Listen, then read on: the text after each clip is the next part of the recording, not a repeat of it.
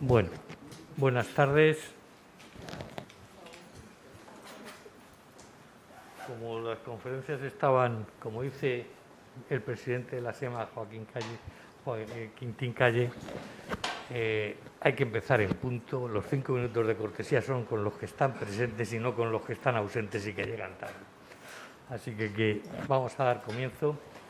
Permítanme, en primer lugar, agradecerles su esfuerzo por asistir en las condiciones en las que estamos actualmente de COVID, su interés por este ciclo de conferencias y recordarles que este ciclo de conferencias es un complemento, pero un complemento muy importante de la exposición que se inauguró ayer en el Archivo Municipal. Como ya dijimos ayer, la África en la memoria se trata de traer precisamente a la memoria, no la memoria oficial, de traer a la actualidad, no la memoria oficial, sino la memoria de cada uno de los que viven en Málaga y de los que viven fuera de Málaga, pero que tienen algo que ver con el norte de África y con otros territorios que fueron en algún momento posesiones españolas, como Guinea, o como Sidi Ifni o como el Sáhara. Tengo que agradecer la presencia al presidente de la Sociedad Cerarmina de Málaga, Quintín Calle, y al coronel Hamadi Mohamed Sheikh, ya retirado, pero que ha sido director de la delegación del Instituto de Historia y Cultura Militar en Melilla. Y sin más, pues paso a presentarles al primer ponente que nos va a abrir el ciclo y que va a hacer una situación general de lo que era el protectorado en sus años de existencia. Con su permiso me voy a poner las gafas, porque con un currículum tan extenso como el del profesor Emilio de Diego García, pues hace falta ponerse gafas para poder intentar sintetizar toda su valía y toda su producción. Yo quiero decirles que la presentación que voy a hacer está hecha desde el corazón y desde la cimentación de casi 20 años de amistad y de admiración hacia él por mi parte. Tuve ocasión de conocerle en el año 2002, cuando vino a participar, junto con la EGI, a participar en el primer congreso de la Guerra de Independencia que organizó la profesora Redergado y en el cual yo tuve el honor de colaborar, y fue la primera ocasión en que tuve contacto con el profesor Emilio de Diego, y a partir de ahí se inició una colaboración por mi parte con la existencia de él, que ha seguido durante todos estos años. El profesor Emilio de Diego es un docente vocacional, es un historiador vocacional y es una persona que une a sus cualidades intelectuales unas cualidades morales evidentes. Hay que señalar que Emilio de Diego inicia su formación como maestro, como magisterio, como profesor, y luego pasa a formarse como licenciado en Filosofía y Letras en la especialidad de Historia. Más tarde, en 1983, hace el doctorado, consigue el título de doctor, y en el 2001 consigue el título de doctor en la Facultad de Derecho. En todos estos títulos, tanto en el de profesor de GB como el de licenciatura, como el del doctorado en Historia, como el doctorado en Derecho, obtiene la nota de sobresaliente, y en los títulos de licenciatura, de doctor, tanto de Geografía e Historia como de Derecho, va a obtener distintos premios, como el Premio Extraordinario de Licenciatura, el Premio Nacional de Determinación de Estudios Universitarios por el doctorado en Historia y el Premio Extraordinario de Doctorado por el doctorado en Derecho. Todos sobresaliente y sobresaliente cum laude por unanimidad. Su experiencia docente se remonta a 1983, que se inicia como profesor adjunto en la Universidad de León, pero muy pronto, en 1986, va a integrarse como profesor titular en la Universidad Complutense de Madrid, donde ha impartido docencia desde entonces hasta hace muy pocos años, que por razones de edad ha tenido que dejar la docencia efectiva, pero la docencia de titular pero no la docencia, puesto que sigue impartiendo cursos de mayores allí en la Universidad Complutense. En cuanto a la actividad investigadora, pues ha sido director de diversos proyectos, de programas y de distintas actividades investigadoras.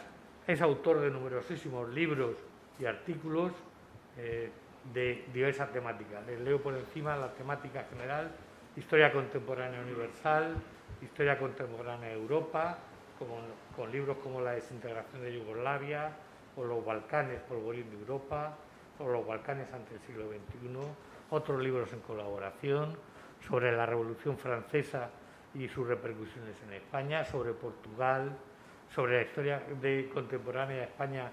Ha escrito también numerosísimas obras de libros en colaboración y como en solitario. Ha escrito también artículos sobre la guerra de independencia. Evidentemente, los libros, las obras son innumerables. No le voy a leer las 70 páginas del currículum porque entonces le quitaría todo el tiempo. Se ha centrado también en la historia del parlamentarismo, la historia económica, etcétera, etcétera. Es un especialista en biografías. Ha escrito biografías de Weyler, de Prim, de Castelar, etcétera, etcétera. Luego, actualmente está publicando en el periódico La Razón, en la tribuna de La Razón, cada 15 días saca una columna.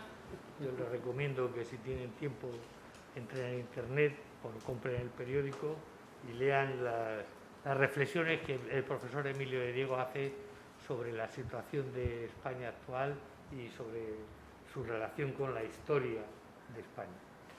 Este es el conferenciante que tenemos hoy, que hace el honor de abrir el ciclo de conferencias África en la Memoria. Yo le agradezco su presencia, su interés por haber venido, y le cedo sin más la palabra para que nos deleite con sus reflexiones sobre el protectorado de Marruecos, el origen y la evolución de ese entelequia que algunos llaman y que duró casi 50 años, desde 1912 hasta 1956. Tuya la palabra, Emilio. Muchas gracias.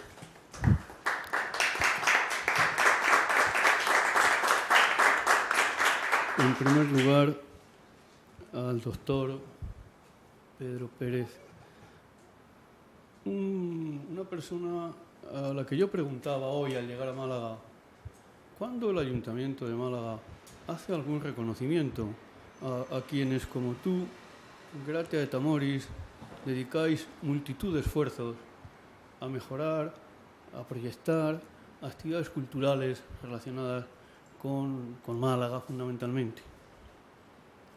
Yo creo que está de más que yo diga que ese reconocimiento debería de ser pronto por su merecimiento.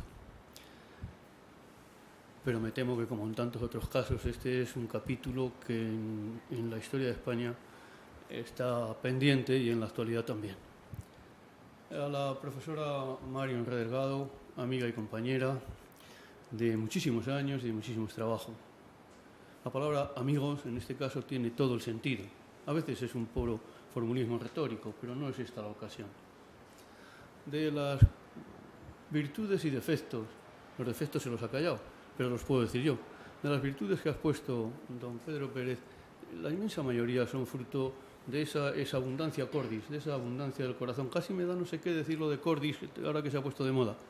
Pero bueno, es así. Y de esa amistad que nos une de mucho tiempo. Yo he seguido su actividad y tengo que reconocer que ha sido un modelo de esfuerzo y de trabajo. Y cómo no, quiero agradecerles a todos ustedes el que estén aquí hoy. Este es un éxito excepcional, la asistencia de ustedes, no por el coronavirus, es un peligro, bueno, más o menos presente ya mucho tiempo, sino por no haber asistido al histórico partido de fútbol de España con Eslovaquia. Esto lo apunto yo en mis anales de conferencias. Créanme que he dado cientos de conferencias, muchos cientos. No hay conferenciante que pueda competir con un partido de fútbol. Y yo me veo aquí rodeado de ustedes hoy en un número pues muy aceptable. Así que quiero agradecérselo por partida doble. Yo les voy a hablar de África en la memoria y lo voy a hacer desde el punto de vista del historiador. África en la memoria, como cualquier otro lugar, corresponde a una percepción individual o colectiva que está en función de la mayor proximidad geográfica, de la mayor o menor proximidad cronológica, y con ello pues incorporamos una imagen que va a formar parte de nuestra idea a propósito de aquello que hemos integrado en la memoria. Ortega decía que la imagen es una especie de reflejo de la realidad, no exactamente la realidad, por esa condición subjetiva del conocimiento, pero sí un reflejo de la realidad que, aparte del conocimiento intelectual que podemos tener de esa realidad, incorpora elementos emocionales, incorpora mayor o menor grado de afecto. Es sobre todo un fenómeno individual, pero no quiere decir que no haya memorias colectivas, ¿no? Lo que sucede es que esas memorias colectivas se construyen ya de una manera diferente, por amalgamas de algunas informaciones que tienden a destacar tal o cual aspecto que a veces no son los más aproximados a la realidad, no son la imagen, por la idea por la que se pronunciaba don José Ortega y Gasset. Bueno, África en la memoria, en Málaga habría que decir África en la memoria, en el presente, en el mañana, en el pasado y esperemos que siempre. Basta con asomarse a algunos observatorios de la provincia de Málaga y se ve Melilla o se ve el Rif, es decir, los montes más próximos de la zona oriental del protectorado, 270 o 180 kilómetros, más o menos. Bueno, esto es África en la memoria y África en la retina, África en el pasado, África en el presente, África en el día a día.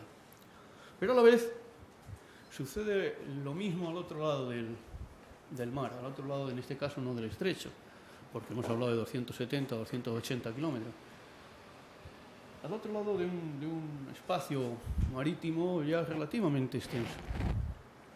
La presencia de Andalucía es la más potente de todas las presencias españolas, por esa proximidad geográfica, y sobre todo la presencia de Málaga.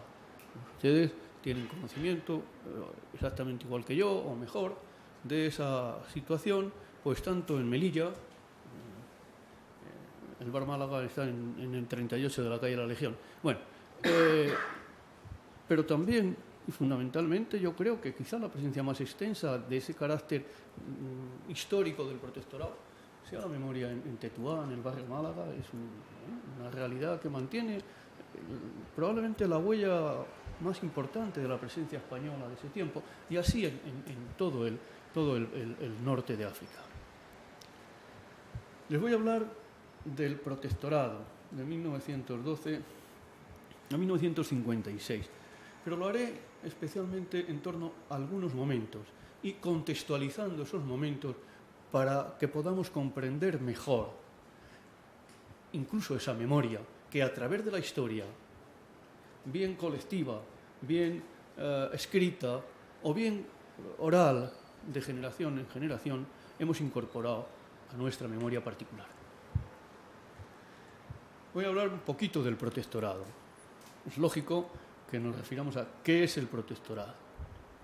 Hace unos años se publicó una obra definitiva, a mi modo de ver, sobre este periodo referido al norte de Marruecos. Con el patrocinio de Iberdrola y la coordinación del doctor Aragón Reyes y el trabajo, entre otros, pero de manera muy destacada, de don Pedro Pérez, se publicó una obra titulada El protectorado español en Marruecos, la historia trascendida, con 3 tomos y la participación de más de medio centenar de autores. Yo tuve la ocasión de participar en ese trabajo. Creo que con las luces y sombras lógicas y las desigualdades que pueden apreciarse con motivo de una obra colectiva de autoría tan extensa, ese libro merece la pena leerlo, porque además en este sentido es una ventaja el que tenga tantos autores, porque las participaciones son de 30 folios, 20 folios, 40 folios.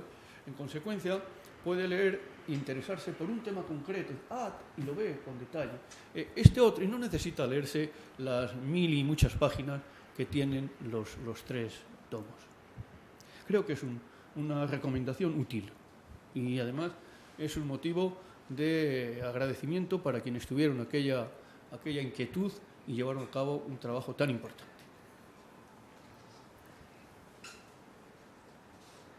Antes del protectorado, en los finales del 800 y comienzos del 900, el africanismo toma fuerza en España. Toma fuerza en España, entre otras cosas, porque toma fuerza en Europa a partir de la Conferencia de Berlín, porque se produce un reparto colonial en el que España, pues, en algún momento va a tratar de estar presente. Hay que conocer qué sucede en el norte de África, qué pasa, qué hay. Hay que conocer. Desafío enorme al que no hemos conseguido quizá dar respuesta todavía en nuestros días. Uno de los problemas de la relación entre España y Marruecos ahora, entre España y esa población del Rif o la Yabala del protectorado español de 1912 a 1956 es precisamente la falta de conocimiento. Para muchos de nosotros, y no quiero decir ya todavía de esa época, el habitante de la zona oriental particularmente, yo me referiré siempre con alguna dedicación mayor a Melilla, pues resulta que era moro. El moro era la encarnación de una serie de contravalores de lo que nosotros veníamos a entender como positivo. De la misma manera que el mundo musulmán venía a ser también una especie de telón del fondo para marcar diferencias con nuestra propia cosmovisión.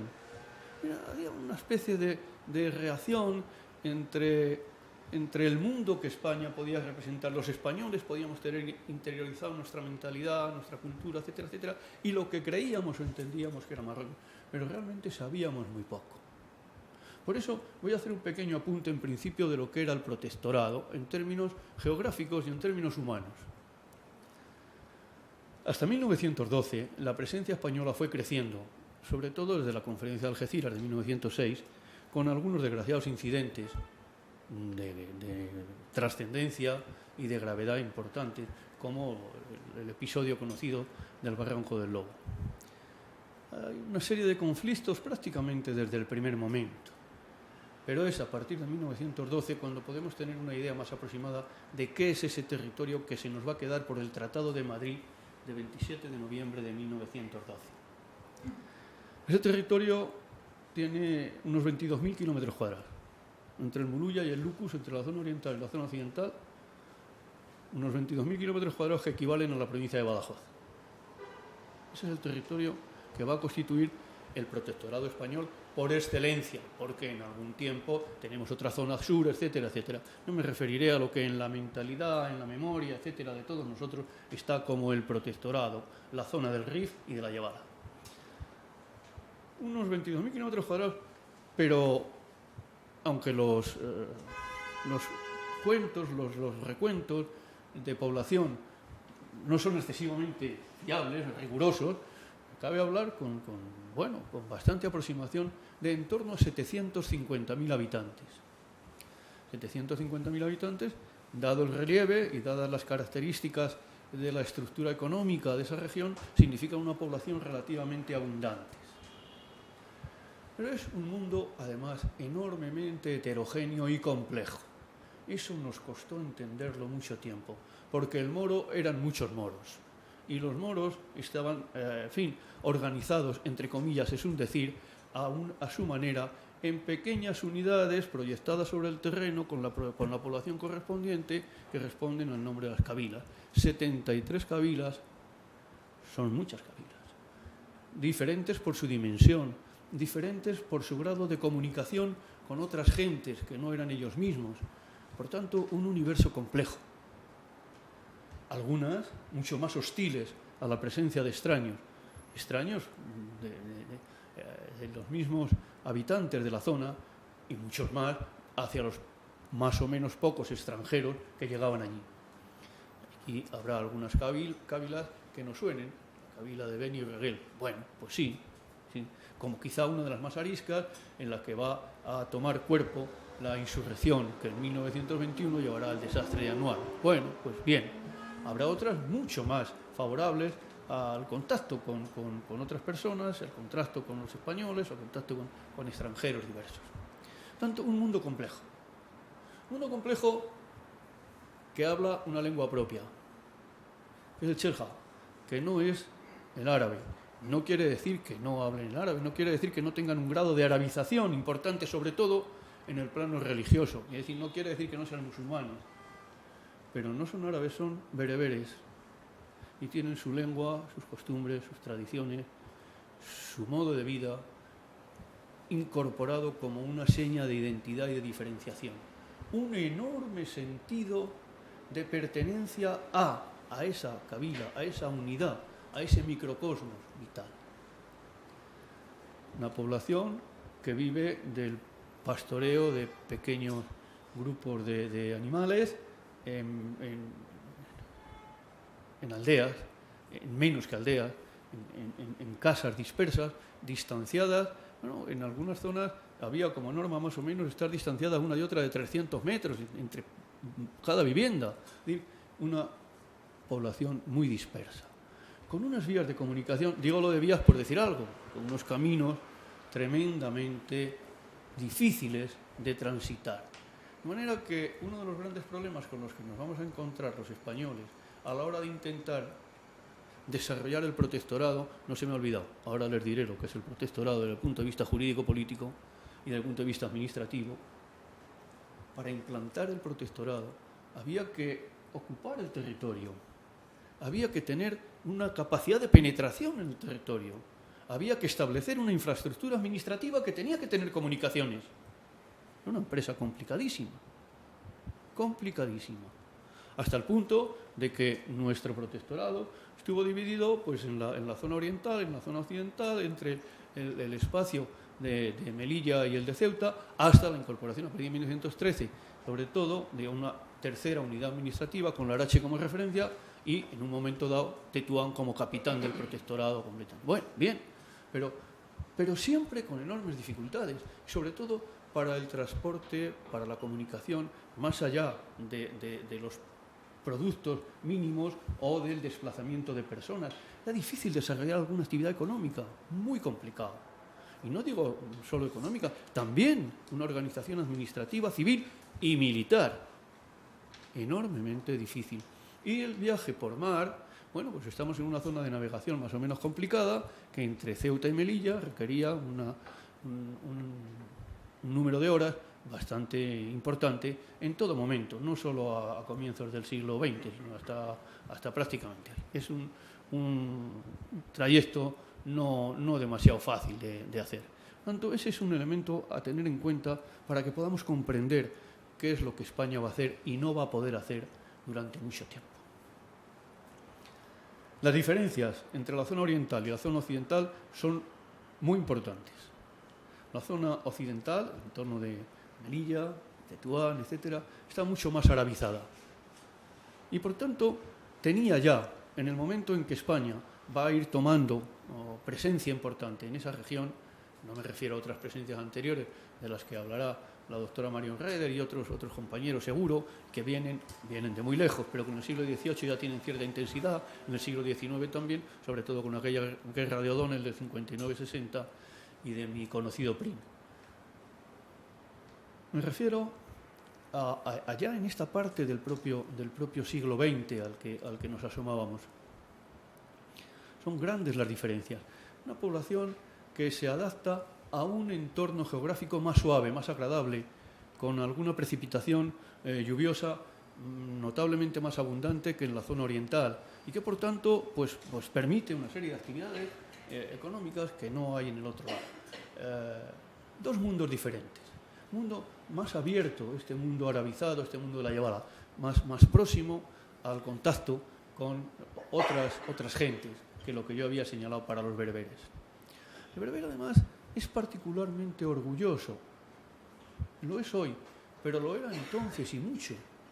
y tenía algún motivo para serlo, tenía unos valores en los que se asentaba esa seña de identidad que les daba su razón de ser, su razón de vivir.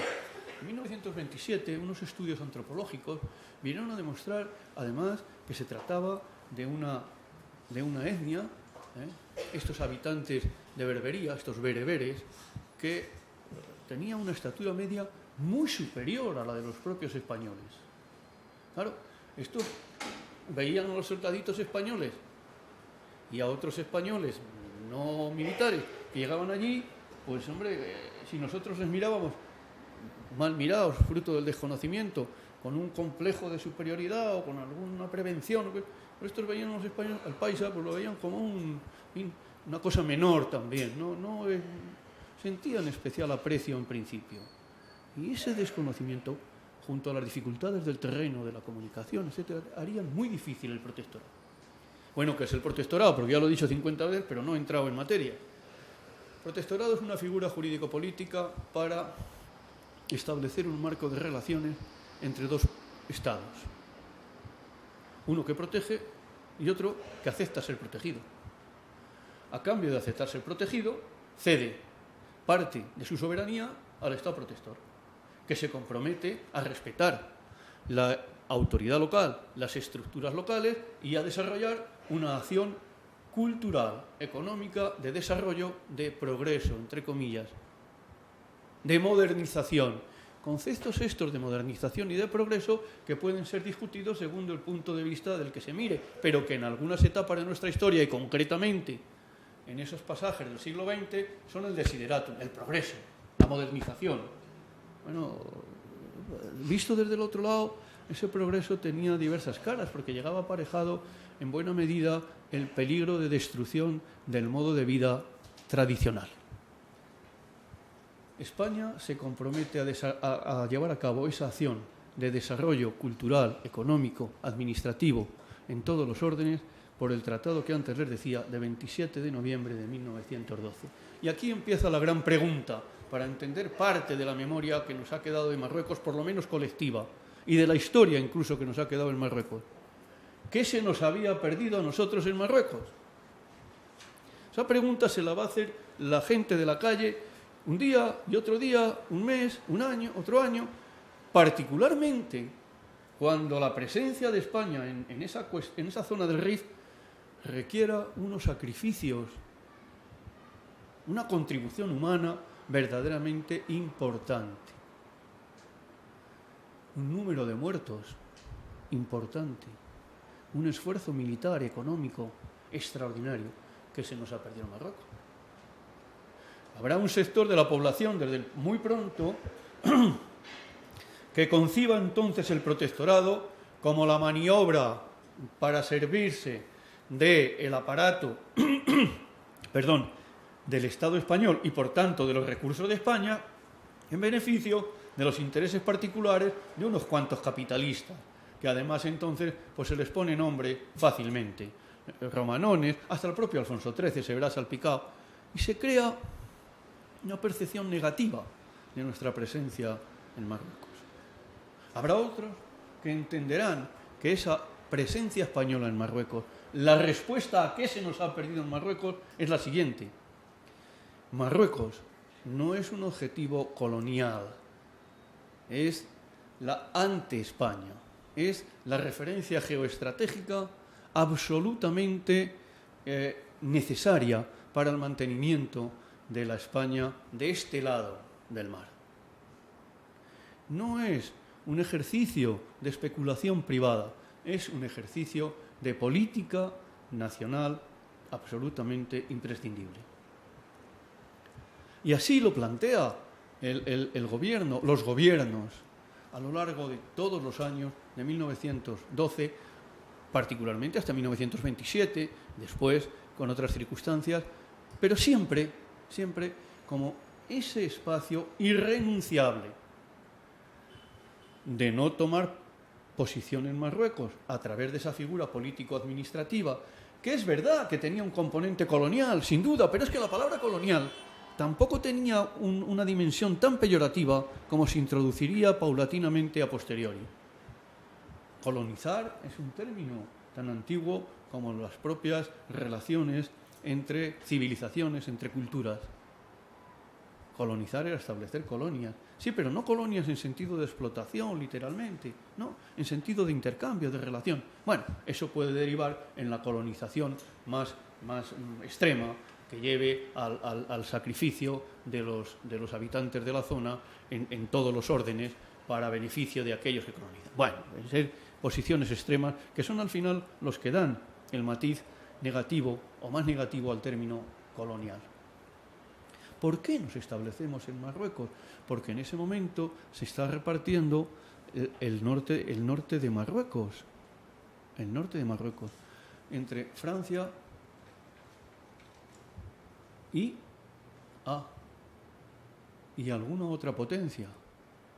Inglaterra no puede ser, porque Inglaterra ya domina la zona oriental del Mediterráneo hasta los confines de Suez, es decir, hasta Egipto.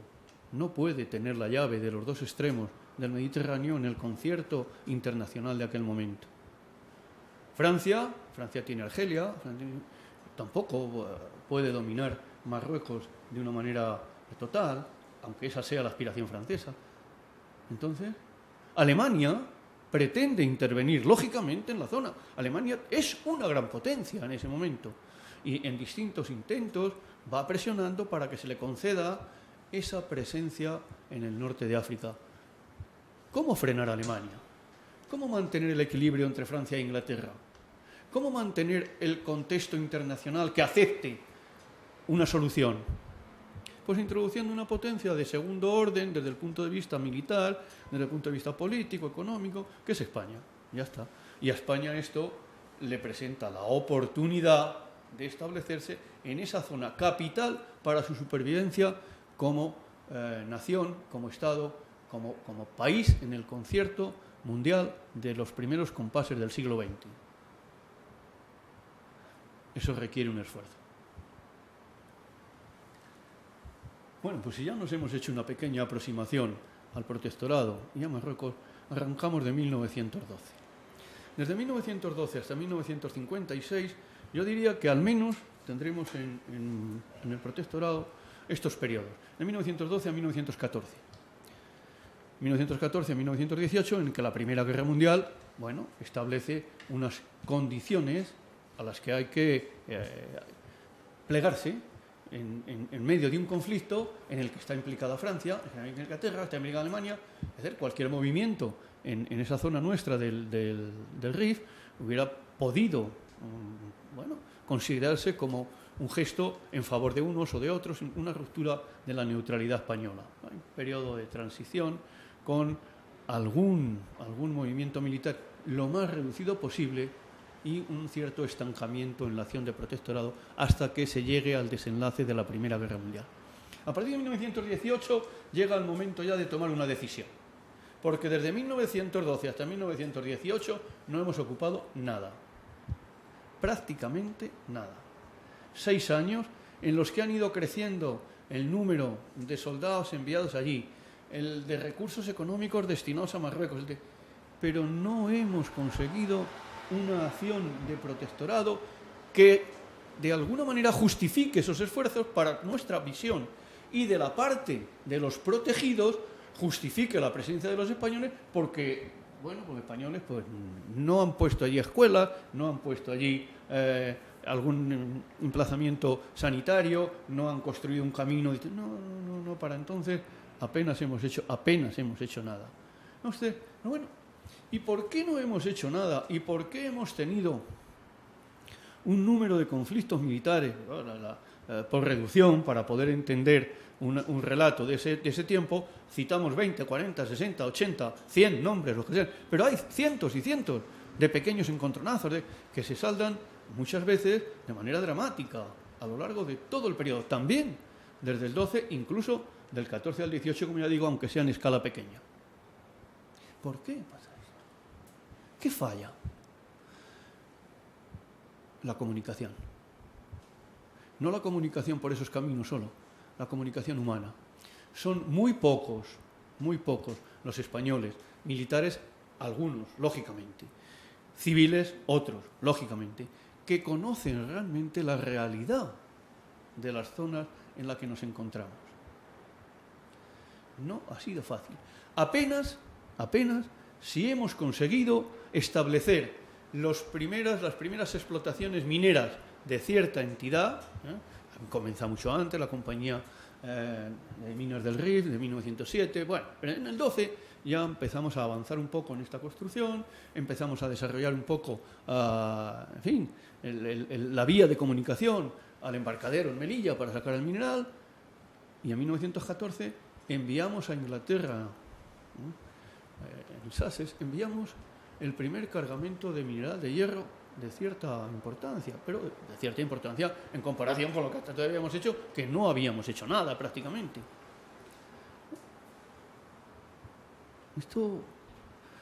Esto genera en la opinión pública vuelta a las preguntas. ¿Qué hacemos? ¿En qué invertimos el dinero? ¿Por qué van allí nuestros hijos o nuestros hermanos? ¿Qué es lo que pasa en Marruecos? Y cuando pasa la Primera Guerra Mundial y podemos intensificar el esfuerzo de penetración, tiene que ser un esfuerzo militar. Y curiosamente, bajo un modelo de administración, bajo un marco jurídico-político que pretende la paz, el entendimiento, el desarrollo, la armonía, pues estamos todos los días en guerra. Parece una contradicción, pero es el resultado del desacuerdo permanente, del recelo permanente. Hay que imponerse por la fuerza. Y ese imponerse por la fuerza tampoco favorece la mejora de las relaciones. Es un entramado complejo. Pero si no entendemos esto, pues no entenderemos prácticamente nada, que es lo que yo pretendo esta tarde, que podamos comprender un poco mejor qué significa el protectorado. A partir de 1919 comienza un esfuerzo militar mayor. Hemos desarrollado ya una estructura militar más acorde a las necesidades de actuar en ese territorio. Hemos tenido que ir creando poco a poco un ejército colonial, o por lo menos un ejército con capacidad de actuar en un espacio de esa naturaleza. Ese ejército ha contado con la creación de los regulares en un primer tiempo. Pero esos no son soldados europeos, no son soldados españoles, son fuerzas, bueno, a semejanza de otros países, pero no son en sentido estricto, el ejército que se pretende crear. Hace falta crear un cuerpo de voluntarios extranjeros, a ser posible, españoles en otro caso, pero para crear un cuerpo de voluntarios extranjeros lo primero que hay que hacer es modificar la legislación, porque no se podía ser voluntario en el ejército español siendo extranjero hasta unas primeras modificaciones en 1912 y luego hasta la gran reforma de 28 de junio de 1918. A partir de ahí sí ya hemos abierto la puerta. Pero todos son dificultades, todos son problemas, todos son desconfianzas, y desconfianzas en la propia metrópoli, en la propia península. Vamos a crear un ejército colonial. ¿Y ese ejército? ¿Y cuánto va a costar? Y es una andadura tremenda. Ya en 1918 se ha hablado de crear la Legión. Se ha creado una compañía sobre el papel de tipo legionario, además bajo esa denominación, que tendría su sede en Ceuta para empezar. Bueno, pero eso queda ahí paralizado y habrá que empezar a esperar a un segundo tiempo, a una coyuntura poco más favorable en 1920 para que se cree el tercio de extranjeros. Bueno, todo eso que parece fácil, decir, bueno, pues es un proceso enormemente complicado. 1920, intensificación de la acción militar, tanto en la zona oriental como en la zona occidental. Ya pasamos de pequeños encuentros a combates de cierta dimensión. Y para 1921 se proyecta un gran despliegue de cara a lograr una verdadera penetración en el territorio, de cara a establecer espacios seguros, de cara a ir creando una posible comunicación por tierra entre las dos zonas, entre la zona occidental de Ceuta y la zona oriental de Melilla. Ese es el despliegue que lleva anual. Entonces entramos en un espacio otra vez, en la imaginería conflictiva de un pueblo como el español, que tiene en la pregunta incorporada qué se nos ha perdido en Marruecos, y se encuentra con que en Marruecos perdemos miles de hombres en unos pocos días, de una manera inesperada, en una derrota que para un ejército europeo significaba un verdadero descalabro. Anual se convierte entonces en el arma arrojadiza entre los españoles. Hay quien defiende que en esa acción militar ha habido errores, que en esa acción militar ha habido conductas deplorables, que en esa acción militar, efectivamente, hemos sido vencidos. Pero ha habido individuos, unidades, que se han comportado magníficamente. Y lo que hay que ir es a un análisis que se traduce en que eso se ha producido por no tener los medios adecuados, aunque pudiera parecer lo contrario, y dotar de esos medios al ejército español para llevar a cabo una acción de mayor envergadura todavía y sobre todo con mayor éxito. Ese va a ser el periodo que primero, como recuperación del territorio en 1921-23 y luego 23-25 hasta la toma de decisión del acuerdo con Francia para el desembarco de Alucema, va a cambiar la situación del protectorado desde el punto de vista militar y conducirá a la paz en 1927. Ahí se cierra la primera etapa, gran etapa del protectorado. 15 años en los que hemos hecho mucha guerra y poca paz. Hemos hecho poca protección. La presencia española es siendo pequeña. Pero a partir de ahí toma otro ritmo, demostrando que en efecto, cuando se lograba controlar el territorio, era factible y con resultados atrayentes para los propios nativos el que los españoles pusieran centros escolares, en que hicieran algunos caminos, el que estuvieran centros sanitarios. Sobre todo, lo que tenía más atractivo era precisamente el emplazamiento de algún centro sanitario, la visita de un médico, porque esto se apreciaba inmediatamente. El TEVIF era realmente el personaje mejor visto, y esa ayuda, esa protección, la mejor percibida por parte de la población. Hasta 1936, este es un procedimiento que circula, que va discurriendo con notables resultados. 1936, la guerra civil cambia la situación. 1939, es entonces Marruecos el que se convierte en una base de reclutamiento del Ejército Nacional importante. Una participación, en muchos casos decisiva, en la contienda del 36 al 39. A partir del 39, otra vez, una etapa de más normalidad, pero en un marco de contención. La Segunda Guerra Mundial, si la Primera Guerra Mundial, decíamos, impuso un ritmo de pequeñas penetraciones en el territorio, pues en 1939 a 45 también la actuación ha de ser sumamente medida, sumamente cuidada. Y será un larguísimo periodo del 12 al 56. Sin embargo, realmente el esfuerzo de España se puede desarrollar a partir, otra vez, de 1945 hasta poco más de una década. Luego, entre todo ese tiempo, entre esos 44 años que van de 1912 a 1956, son muchos más los que realmente poco se puede hacer por las diversas circunstancias que hemos señalado, que los que sí se puede hacer, que no llegan ni a la mitad en números de ese periodo. El protectorado. ¿El protectorado qué nos costó? ¿El protectorado qué significó para España? Decía Ortega que no se entiende la historia de España si no buscamos en el arcano africano la referencia. Por cierto, que Ortega y Málaga, vinculados biográficamente, están en primera línea de esa memoria de África, de esa percepción de África.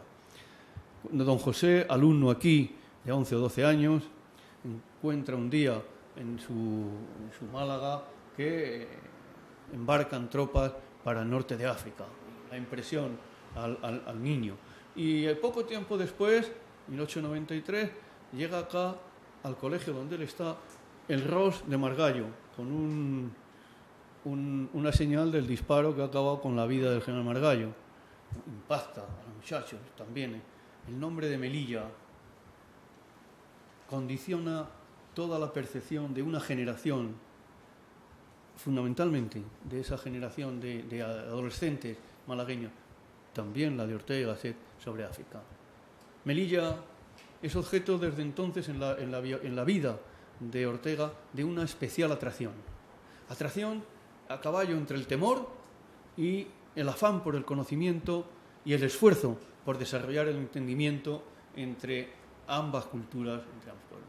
Desde los primeros escritos de Ortega, bueno, sobre todo el año 11, el 13, muchos artículos de periódicos, hasta el año 52, ya con un Ortega, bueno, pues que le faltan 3 o 4 años para morirse, en que comenta la traducción de don Emilio García Gómez del Collar de la Paloma, con un prólogo extraordinario. Hay multitud de referencias, tanto en artículos de periódico como en las obras completas de Ortega sobre África, pero siempre con epicentro en Melilla.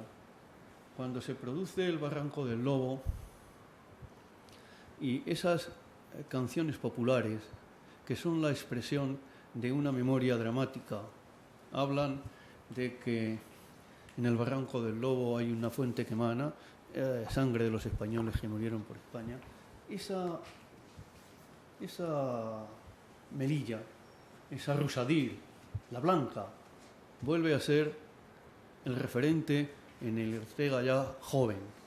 Y cuando en 1921 se produce el desastre de Anual, nuevamente Melilla ya no es Melilla, Melilla es un matadero, vuelve a ser el epicentro de las plazas y ciudades de toda España, la referencia a esa Melilla siempre vinculada a la mayor violencia en el protectorado. ¿Qué nos costó? Entre 1906, Conferencia de Algeciras, y 1923 enviamos al protectorado 345.000 jóvenes, 345.000 soldados. No son pocos, ¿eh? En algún momento, inmediatamente después de Anual, llegaremos a tener cerca de 160.000 combatientes en todo el espacio del protectorado. No son pocos, ¿eh? Pues no son tan pocos, que son prácticamente ese número que les decía antes, 1 de cada 3 de los jóvenes españoles sorteados que van a África. ¿Y eso qué significa en dinero? Bueno, estas cosas yo creo que nos ayudan a entender, aunque sean muy prosaicas. El 10% del presupuesto nacional significa el protectorado. 10%. ¿Es mucho? ¿Es poco? Bueno, es una porción importante. Ninguna provincia de España, ninguna parte de España significa el 10% en ese tiempo. Luego el esfuerzo sobre el protectorado. Y estoy hablando hasta 1923. Luego veremos otras dimensiones. Marruecos, como decía el embajador estadounidense Willard, ya en 1915, o como decía su encargado de negocios en Tetuán, en Tánger, España ha adquirido en Marruecos unos compromisos, unos esfuerzos extraordinariamente costosos.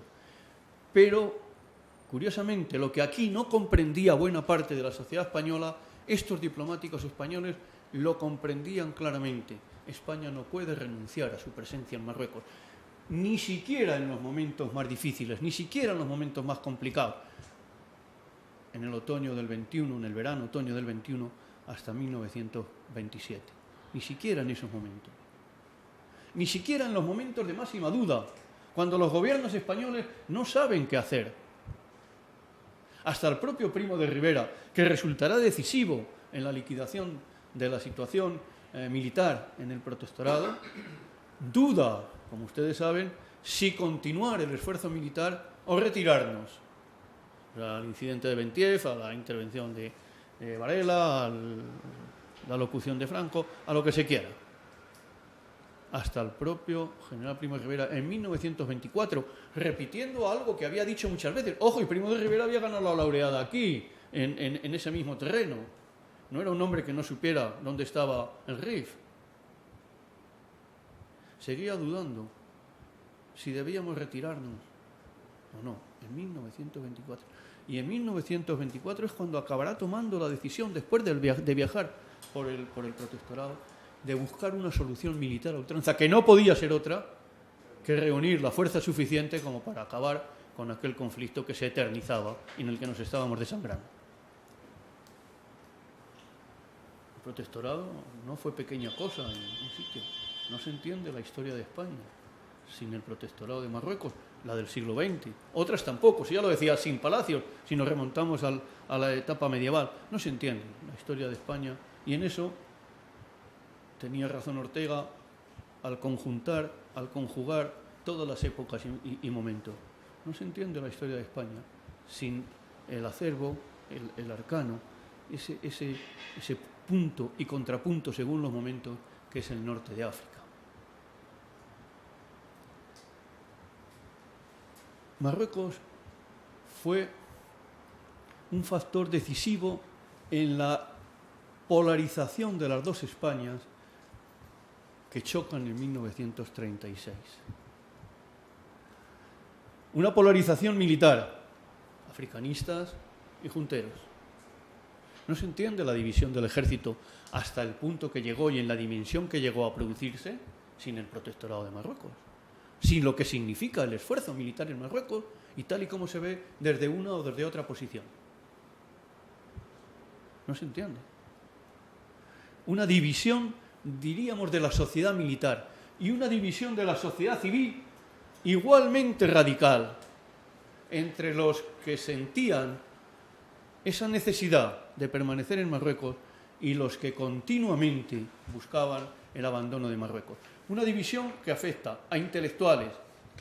Ortega lo entiende más o menos, generalmente es crítico, pero Unamuno es radicalmente crítico, pero hay otros muchos intelectuales españoles que ven el protectorado en Marruecos con la lógica que apuntaba antes de ser una necesidad para España.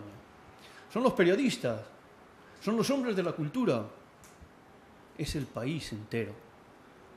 Es el país entero el que se polariza tan extraordinariamente que llega a generar esa tensión extrema que estalla en el verano de 1936.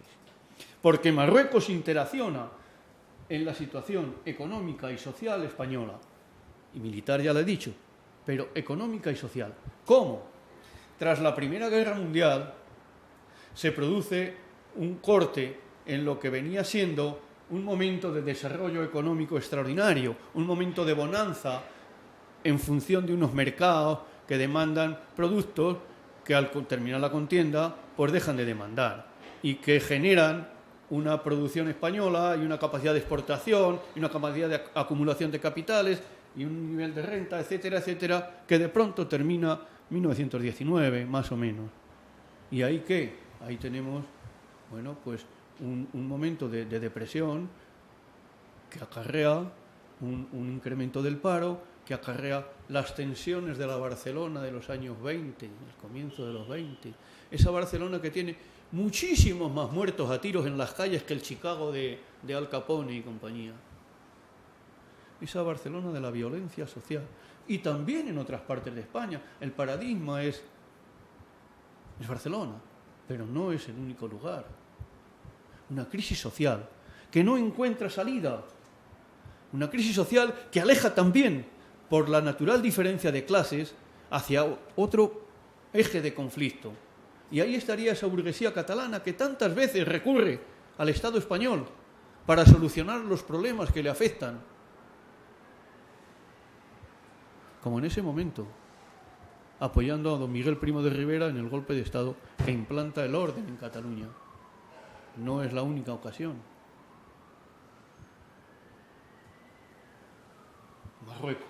Marruecos siempre en la memoria individual de muchos de ustedes que han estado en Marruecos, de muchos de nosotros, pero en la memoria del país, en la memoria de España, en la memoria más profunda de España, la que se vive en todos los órdenes. Marruecos es una pieza clave en la historia española. Y este periodo del protectorado lo es de forma excepcional. Continuemos avanzando un poco más en aspectos llamativos de ese periodo, para comprender mejor la opinión en pro, en contra, etc. España hizo un gran esfuerzo para tratar de comunicar con la población marroquí, para tratar de hacer llegar a la población bereber o musulmana en general, para tratar de hacerles llegar esa obra de España. Hasta 147 periódicos creamos en Marruecos, en ese periodo, de 1912, ahora hasta 1957 diré, porque hasta 1957 todavía creamos algún periódico relativamente notable. Un esfuerzo enorme. Pero ese mismo esfuerzo en la prensa, en el Congreso, en todas las instituciones, tenía el reflejo del conflicto entre la opinión favorable y la opinión contraria a ese Marruecos. No hay ningún espacio de la vida pública y privada española que escape a la influencia del protectorado en Marruecos. Ninguno. Esa prensa que se convierte en el ariete contra la guerra en Marruecos, pero por extensión contra. Y aquí viene el otro apartado que quiero señalarles para que comprendan bien el alcance. En Marruecos se desarrollan varias guerras a la vez y al final, por muy criticada que fuera, la única que ganamos fue la guerra en el campo de batalla, la guerra militar. Las otras no las ganamos, las perdimos todas. Las perdimos todas porque las perdimos unos españoles u otros o todos los españoles. ¿Cuál fueron? La de la división radical de la opinión pública, camino de la confrontación. Pero perdimos sobre todo también la guerra política. Los que hacían el ataque a la guerra de Marruecos atacaban no solo al despliegue más o menos acertado desde el punto de vista militar, al esfuerzo que se estaba haciendo más o menos, no, atacaban permanentemente a la monarquía de Alfonso XIII. El enemigo era la monarquía de Alfonso XIII. El avance de los republicanos, incluso el avance de los socialistas, bueno, las intervenciones de Prieto fundamentalmente en el Congreso están entre las más señaladas, son exponente claro de esa guerra contra la monarquía de Alfonso XIII. Por tanto, el protectorado proyectó sobre la península una erosión económica enorme a través de las arcas públicas, una erosión social enorme y una división militar, pero también una crisis institucional que acaba con la monarquía, dando paso a la república y a este otro periodo de 1931 a 1939, en el que nos vamos a encontrar con la manifestación creciente de esa división, de ese desencuentro entre los españoles hasta la guerra civil. Eso es el protectorado. Y la huella de España, con todo el esfuerzo y todo el sacrificio, es esa huella que queda todavía, a pesar de los esfuerzos últimos de la monarquía alagüita por borrar en gran parte la huella de la presencia española, que queda todavía en lo que fueron las principales poblaciones del protectorado, que queda todavía en Larache, que queda en Tetuán, que queda en otros emplazamientos. La memoria de España, vista también desde la memoria africana en un doble plano. Aquellos que comprendieron que, y este es otra vez el eje con el que yo cerraré hoy, de la dicotomía en ese teatro de operaciones. Aquellos que entendieron que la presencia de los extranjeros venía a arrumbar un paraíso, un espacio idílico de personas en absoluta libertad, maravillosa convivencia, un Edén, pues lógicamente siguen hoy escribiendo contra el protectorado español en Marruecos. Entra dentro de esa lógica. Ahora, ¿Era realmente el régimen del sultán ese mundo maravilloso? No, en absoluto. ¿Era realmente la situación de esa población una situación envidiable? No, en absoluto. Por parte española se hizo otra lectura contraria en muchos casos. Se hizo la lectura justificativa que venía a ensalzar la obra española, la actuación española, manteniendo esa dicotomía que les decía, esa diferencia de percepciones. La realidad está mucho más próxima a lo que hemos venido tratando de exponer aquí esta tarde, a un esfuerzo de un país interesado, necesitado de mantener su posición defensiva en un área geoestratégica fundamental, en un contexto internacional exigente, difícil, que no daba más opciones. O como diría Romanones en alguna ocasión, que es preferible tener soldados, tener que hacer esfuerzos, gastar dinero al otro lado del estrecho y al otro lado del mar, en la zona oriental, de un mar más amplio, o tener a Francia como frontera en los Pirineos y en Ceuta y Melilla. La respuesta, dada la situación de entonces, parecía que no tenía muchas dudas, que eso no era un afán de Romanones por enriquecerse con la Compañía de Minas del Rif. No lo parece. Parece que eso estaba en la realidad. Porque no es que ese mundo del sultán tuviera capacidad para mantener una neutralidad, asegurar... No, ese Rif era una aspiración de Francia mantenida de manera constante, ¿no?, para dominar la otra orilla del mar, en este confín occidental del Mediterráneo. ¿Qué nos costó el protectorado? Que podríamos seguir repasando. El protectorado fue un pésimo negocio para el Estado español, porque a los gastos que hemos hablado, militares, vinieron luego los gastos para mantener la administración del territorio y pagar a muchos de los funcionarios de la administración subsidiaria que no podíamos desarticular del todo, pero que estaba, diríamos, en la plantilla del sultán. Estamos hablando de muchos millones de pesetas de la época. No fue un gran negocio. Y privado fue ese gran negocio que un sector de la prensa y de la opinión pública repetía una y otra vez, los negocios de Romanones y del rey. Pues desde luego, miren ustedes, es verdad que hubo una actividad económica, hombre, lógico, una actividad que llevó a que Melilla, por ejemplo, pasó de tener unos pocos miles de habitantes en la primera década del siglo a tener 40.000 en apenas una década más. Eso está relacionado con el mundo de la presencia militar y la demanda que genera, de las explotaciones mineras, del ferrocarril de las minas, etcétera, etcétera. Claro. Pero eso produjo unos beneficios tan enormes como para justificar el espíritu con el que se desarrolló el abandonismo criticando esos negocios. Pues miren ustedes, no, hasta 1914 fue un negocio ruinoso. Y es entonces cuando Alfonso XIII, en ese periodo, tiene que intervenir para captar inversión extranjera. Después sí, en algunos periodos del protectorado, la Compañía de Minas del Rif obtuvo unos resultados económicos importantes. Sí. El ferrocarril en la zona occidental,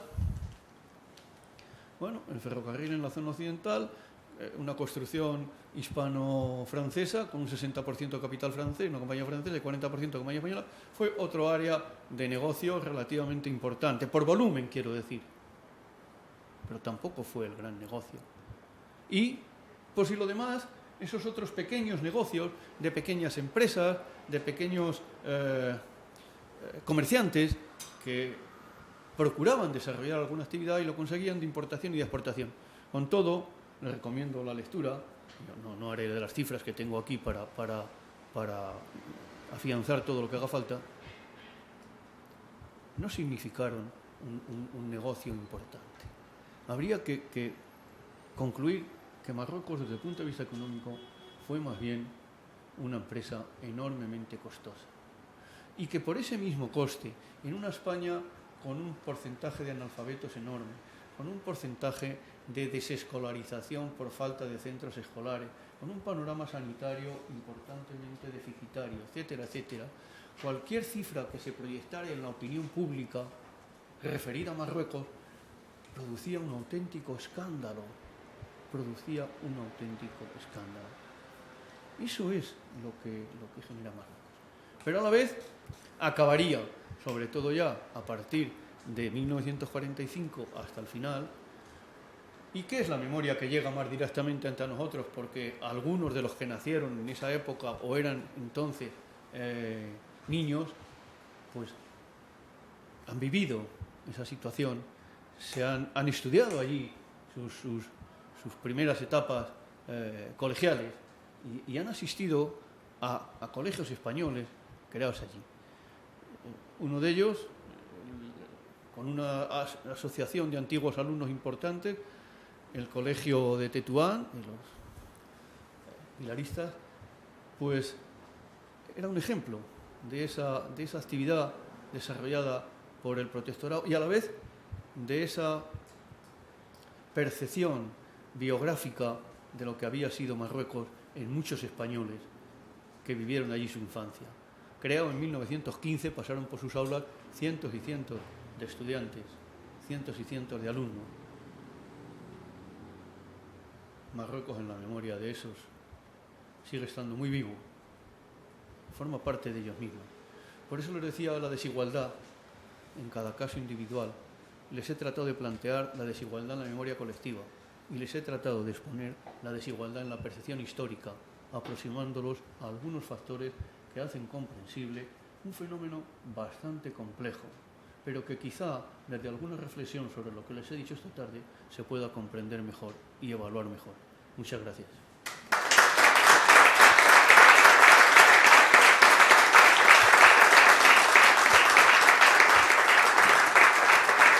Bien, pues muchas gracias al profesor Emilio de Diego por su interesante disertación y gracias a ajustarse al tiempo que le habíamos fijado, pues contamos con aproximadamente media hora, 40 minutos, hasta las 9 que cierran el MUPAN, el salón de actos, pues contamos tiempo para el coloquio que queda abierto ahora mismo para que ustedes lancen las preguntas que consideren interesantes. Yo quería preguntarle... Hábleme fuerte porque yo soy hipocúsico, que es una manera fina de decir sordo. Quería preguntarle qué relación tiene el desastre del 98, o sea, la pérdida del Imperio Español, la pérdida de Cuba, como antecedente de la entrada en África. Pues mire usted, la tiene, sí. La tiene en la medida que alguna historiografía y sobre todo que alguna publicación no rigurosamente historiográfica ha difundido, yo creo que un poco menos. Mire, el repliegue de 1898 creó sobre todo una especie de introspección psicosocial negativa que nos llevó a una paralización. El 98. El 98 fue poca cosa. Al 99 ya volvíamos a enviar emigrantes a Cuba. En 1900 llegaron a Cuba más españoles que en ninguno de los otros años anteriores a 1895. El 98 en ese sentido fue poco. El 98 en términos económicos fue poco. Pero supuso efectos polivalentes. Significó la repatriación de capitales y sobre todo de capital humano, de personas que dieron un impulso a la economía española entre 1900 y 1902. la creación de la segunda gran oleada de la banca española, con capital procedente en muchos casos de las Antillas. Incluso el capital humano. Un tal Ramón Areces viene de allí, por ejemplo. Pero también Pepín, el hombre de Galerías Preciados, también viene de allí. Pues son primos. Y como estos ejemplos llamativos, muchos más. No fue tanto. La pérdida de Cuba, eso que ha quedado en la memoria colectiva, por eso siempre hay que reflexionar sobre cómo se construyen esas memorias colectivas. Más se perdió en Cuba. Hombre, pues mire usted, el soldadito que iba ya 8 años, antes de la guerra, en cualquier periodo, de los cuales 4 han sido, pero 8 años, podía agotar perfectamente el periodo. En muchos casos no volvía porque se casaba allí, porque encontraba una situación un poco mejor que la de su pueblo, de donde había salido. Pero estos que volvían ahora y que ya no tenían que ir a Cuba esos 8 años y tal, más se perdió en Cuba. Es más bien una emoción que no se corresponde en gran medida con la realidad.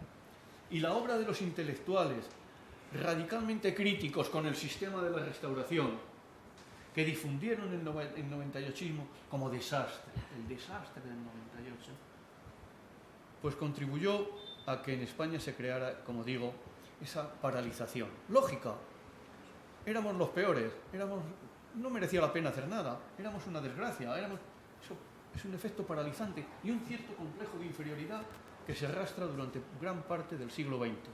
Eso genera el 98ismo, sí, que no se corresponde, insisto, con la realidad. En el plano militar, en el plano político. En el plano político no se hizo la revolución, que sí temieron los prohombres de la Restauración, temieron una revolución, pero eso no se hizo.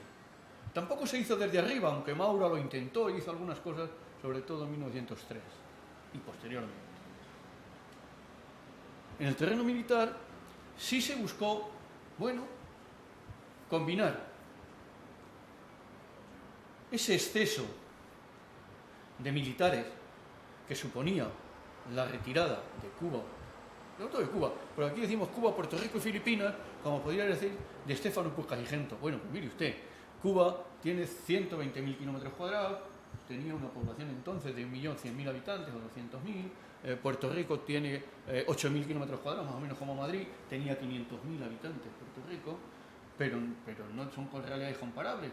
Y Filipinas, cuando don Joaquín Costa decía que nos devuelvan las 1000 islas en discursos apocalípticos contra la Restauración, no se daba cuenta que Filipinas eran 7.122. Es decir, que no sabíamos ni dónde estaban la inmensa mayoría de ellas. Filipinas, la presencia española fue siempre muy pequeña, limitada sobre todo a la acción de las órdenes religiosas, algunos enclaves de administración, lógico, y algún destacamento militar, pero muy pequeño. La retirada de Cuba sí supuso la llegada a España de un número importante de militares que venían a colapsar las plantillas, que venían a crear una situación difícil. Era una forma de dar salida a esa situación militar, era una forma de dar salida a esa situación de desencanto social, era una forma, sobre todo, de dar salida a esa situación política y desviar un poco la atención, recuperando una posición de España en el concierto internacional, el entrar en el norte de África, sí, pero no era ni mucho menos la única, como hemos señalado. Estamos en un contexto que viene no determinado por la propia iniciativa española, sino por la circunstancia de las aspiraciones de dominar el Mediterráneo por parte de Alemania, Inglaterra, Francia, etc. Alemania no lograría finalmente meter cabeza, pero está presente continuamente. Tiene usted razón, tiene relación, pero no es algo secuencialmente seguido, sin continuidad. No.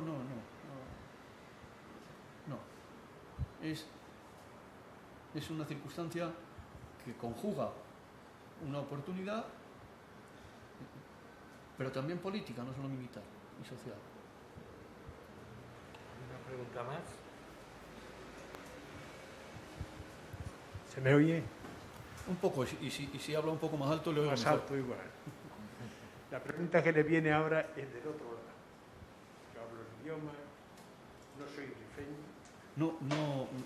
No le oigo muy. Yo sé que usted habla. Sé que usted habla fuerte, pero ahora. La pregunta que le viene ahora es del otro lado del charco. Yo soy nativo, pero no de Rif, soy mucho más azul.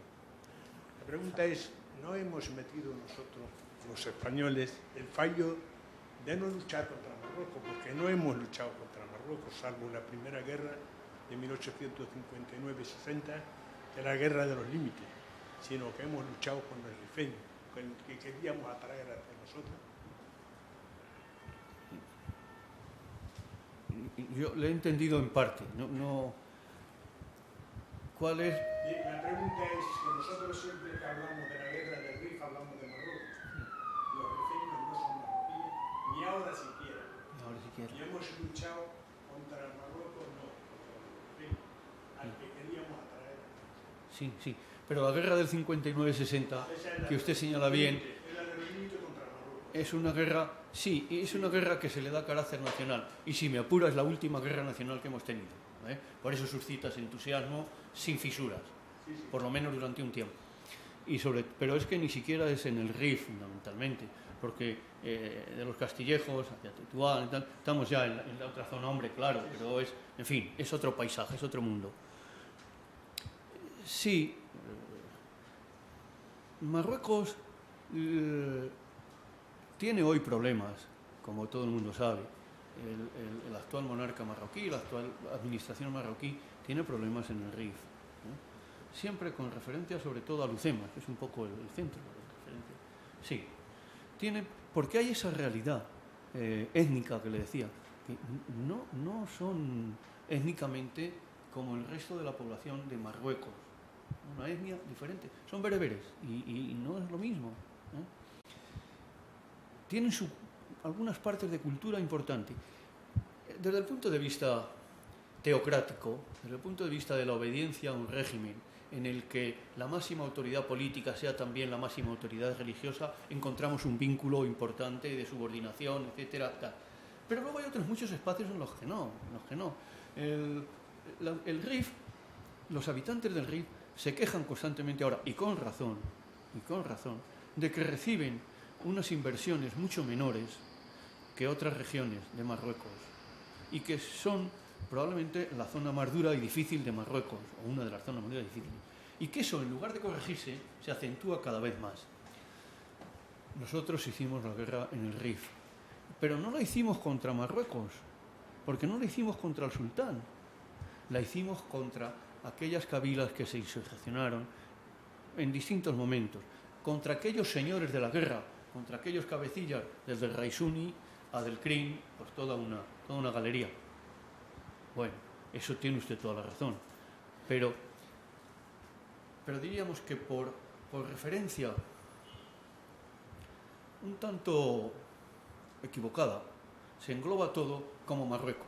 Es de la misma manera que para los españoles de los años 50, todavía del siglo XX, África era Marruecos. Muchos de nosotros recordaremos aquellos programas de discos dedicados cuando venía el sorteo de los quintos y decía, para fulanito por haberle correspondido a África. África era Ceuta, Melilla, Larache, el tiempo de... Ya está. Eso era África. De manera que mucho tiempo marroquismo y africanismo vino a ser lo mismo, incluso en sectores intelectuales del mundo de la geografía, del mundo de la cartografía, limitados a este espacio.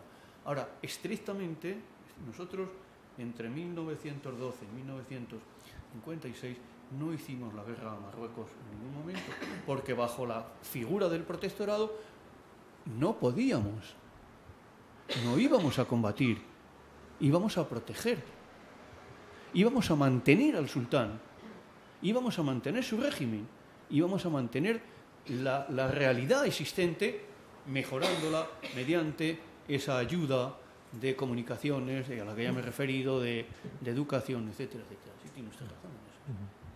Podríamos decir que era la guerra en Marruecos, claro, no la guerra contra Marruecos, y como ha señalado el coronel Mohamed Chef, era la guerra en Marruecos, la expresión los más propia, hubiera sido más propia en Marruecos. Pero esa matización pues no siempre se hacía, ¿no? Se solía decir más la guerra de Marruecos, más que la guerra en Marruecos y la guerra contra Marruecos, la guerra de Marruecos, que en puridad eso es lo que no dice nada. Porque contra sí que dice y en sí que dice, de dice mucho menos. Pero esa es la expresión que domina, la guerra de Marruecos. Hasta el propio Servicio Histórico Militar, cuando hace los 4 volúmenes de la historia de las campañas, la llama la historia de las campañas de Marruecos, de la guerra de Marruecos. ¿Más preguntas? Por ahí hay un micro. Si nos quitamos la mascarilla, quizá... Y a ver si está encendido el micro. Teóricamente está encendido. A ver. Ahora. Muchas gracias por su disertación, muy interesante. Y yo le quería preguntar concretamente, sabemos, por lo que ha comentado, que probablemente podrían haber sacado beneficio de la presencia de España en Marruecos 2 personas, como ha citado, Romanones, el rey. Y también, por otro lado, nos ha explicado que durante esos 50 años el gasto económico que hizo el Estado español para el mantenimiento del protectorado fue enorme. Mi pregunta es, ¿ese gasto benefició a alguna industria o capital español que se benefició de lo que suponía el mantener cientos de miles de militares y funcionarios durante esos 50 años? ¿Quién se benefició del gasto del Estado? Bueno, cuando yo hablo aquí del gasto militar, del gasto de España en Marruecos, que en la documentación se engloba bajo el epígrafe gastos de la acción española en Marruecos, es fundamentalmente gasto militar, ¿no? Ese gasto militar, entre 1913 y 1918, significó una media de 9.917.314 pesetas anualmente. Eso dirán ustedes, ¿y qué? Pues es que eso es mucho, porque mire, una plaza escolar podía costar lo que correspondía de la construcción de una escuela, un alumno y tal, 2 pesetas. Entonces, estamos hablando de cifras que podían llamar la atención, aunque ahora a nosotros no nos parezcan nada. Bajo el epígrafe de la acción española en Marruecos figuraban los gastos del ejército y de la armada, las pagas, la alimentación, el vestuario, la construcción de cuarteles, la munición, el combustible, el ganado, el armamento, otros materiales, todo lo que usted quiera. Pero no era un gasto de inversión reproductivo, es decir, no estaba dirigido a crear infraestructuras económicas de tipo empresarial, no. Eso correspondía a la iniciativa privada, que fue también muy limitada, Por tanto, ese dinero se gastó en mantener fundamentalmente el esfuerzo militar. Bien es cierto que entre esas construcciones y otras cuestiones que aquí he señalado, se generaba un ámbito de demanda que había que satisfacer por comerciantes civiles, y eso despertaba, bueno, una actividad. Eso sí, pero el gasto de la acción española en Marruecos se dirigió fundamentalmente a gastos militares. Pero precisamente ese gasto militar, munición, alimentación, vestimenta, todo eso se supone que se abastecía de industriales, no sé si españoles o extranjeros, sobre los que repercutiría el gasto que estaba haciendo el Estado. O sea, si había que comprar munición, se le compraría a alguien. No sé si a industria española o extranjera. Alimentación. Sí. Pues es lo que le digo. Toneladas no sé si habría capitales concretos o industrias que pudieron sacar beneficio de ese gasto estatal a lo largo de esos 50 años. Sí, como proveedores del ejército. Ese es un ámbito de negocio que ha existido siempre. Y le voy a decir algo porque estas cosas así anecdóticas se quedan mejor luego. Mire, buena parte de los grandes capitales de la España contemporánea se generan durante la Primera Guerra Carlista, entre 1833, 39 y 40, y son los de los abastecedores del ejército liberal. El ejército carlista, al perder la guerra, lo verían más complicado y sabemos menos, pero el ejército liberal sí. Le voy a decir un apellido, por ejemplo, que seguro que... Yo creo que eso de Gómez Acebo suena, ¿no? Marqués de la Deleitosa, estas cosas, el Banco Español de Crédito Más, en fin, todo ese tipo que viene ya de familia. Bueno, pues es un abastecedor del ejército liberal durante la Primera Guerra Carlista. Y como él hay al menos una docena de nombres de los capitalistas que han permanecido de generación en generación hasta hoy en un primer plano de la economía española. Eso ha sido siempre, sí. Eso es lo que me refería yo al decirle que se generaba una demanda, claro, de esos bienes, que había que abastecerlos, pues por comerciantes, por empresarios de mayor o menor entidad, algunos, como es lógico también, con la vinculación política suficiente para hacerse con los contratos. Pero eso también es afortunado o desgraciadamente viejo y constante. Eso es así. ¿Más preguntas? No, ya ahí podríamos insistir todavía incluso un poco más. Hay otra parte que es conveniente tener en cuenta. Es que no solo es la inversión nominal en un presupuesto e incluso en la liquidación de un presupuesto. Son las derivadas de los presupuestos ordinarios que en este periodo y en casi todos los que hay circunstancias excepcionales proliferan como las setas en otoño. Créditos extraordinarios, suplementos de créditos, emisión de obligaciones, de bonos, de lo que sea, de diversos títulos que incrementan la deuda pública extraordinariamente. Hombre, yo hoy que me ha dado la vena burguesía catalana, pues mire, en 1922, para pagar anual costó 300 millones de pesetas, inmediato. ¿Sí? Pero para pagar esos 300 millones de pesetas, añadidos a lo que ya se había presupuestado, había que ir a una emisión de deuda especial. Es ministro de Hacienda un tal Francesc Cambó, la representación de la burguesía catalana.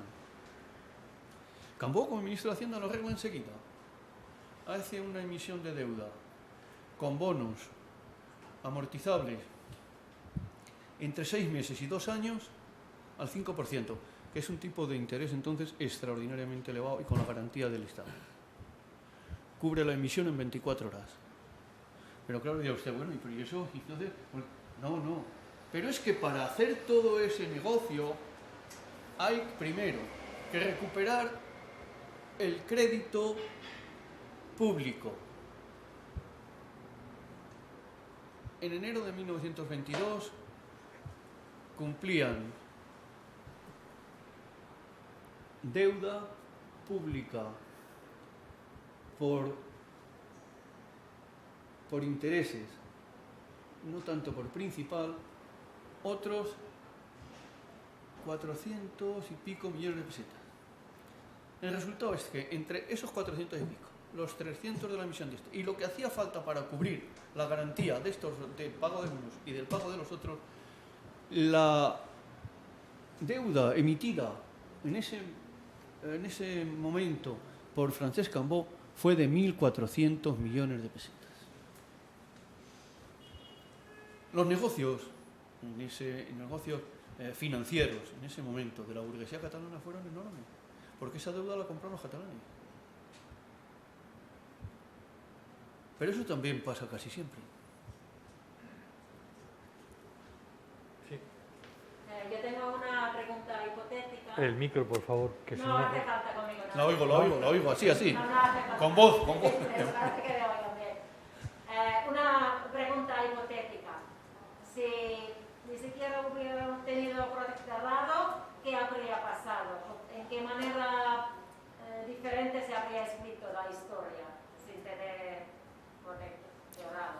Seguro, pero eso no es una pregunta hipotética, salvo en que plantea usted una opción que no se concretó. La historia es, en el ámbito de la libertad humana, individual y colectiva, la historia individual o la historia de todos, la opción que se concreta. Y ello supone el ejercicio de libertad y la combinación de los factores azarosos, es decir, del azar, que son propios de la humanidad. Por tanto, las historias alternativas, contrafactuales, estas hipótesis, historia virtual, como usted dice, quedan muy bien como divertimento intelectual, pero en la práctica no existieron, como usted ha señalado bien. Ahora, ¿Se podría haber escrito de otra manera? Seguro, porque esa es siempre la posibilidad que tenemos. ¿Podríamos caminar en la España de hoy de otra manera distinta? En el ámbito institucional, en el ámbito social, en el ámbito... Yo tengo la certeza absoluta de que sí. Ahora, ¿lo hacemos? ¿No lo hacemos? Esa es la realidad. Al final, lo que queda es eso, lo que hacemos, no lo que pudimos hacer. Bien, me indican que hay que cerrar, que en vez de ser las 9, yo creía que teníamos hasta las 9, pero que tenemos hasta las 8:30. Siento mucho el que perdamos media hora de coloquio. No me queda nada más que emplazarles para la próxima conferencia, que tendrá lugar el día 29 y que estará a cargo de la profesora Marion Reder, y el día 1 intervendrá el profesor Cuenca Toribio, y recordarles que con las condiciones que tenemos actualmente, pues hay que inscribirse en la página web en donde ustedes se han inscrito con unos días de antelación. Hay que decir que esta mañana a las 12 o a las 10, cuando se ha cerrado, quedaban solo 6 plazas. Yo creo que no sé si estaban agotadas o no. El fútbol, que ha comentado el profesor de Diego, ha ganado en algún caso, pero en fin, esperamos que la próxima semana mantengamos por lo menos el nivel de asistencia. Permíteme un momento. El fútbol ha perdido. Ha perdido clarísimo. Este es el mayor triunfo que he tenido, ni que el contrario fuera Eslovaquia. O sea, quiero decir que hemos hecho un gran partido hoy. Hasta el punto de que prometo que si don Pedro Pérez o doña Marion Reder me invitan a dar una conferencia aquí mismo, yo aquí he dado bastante a lo largo de los años, ahora otra conferencia aquí, un día que no haya fútbol, vendré encantado. Muchísimas gracias a todos. Te tomamos la palabra, Emilio.